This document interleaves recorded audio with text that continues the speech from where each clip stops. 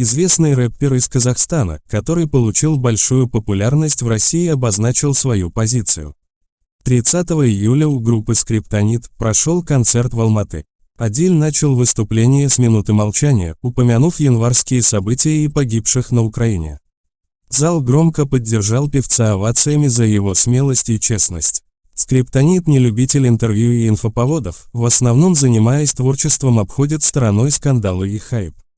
Слухи о закрытии лейбла «Музыка-36», которую продвигал и продюсировал певец, никак не комментировались, но на своем концерте он выразил свою позицию в нескольких словах. Как дальше будет двигаться карьера Скриптонита, покажет время. Мы желаем ему успехов и великих достижений. И в память о людях, гибнущих в Украине. Поэтому давайте сначала помолчим и начнем. Спасибо.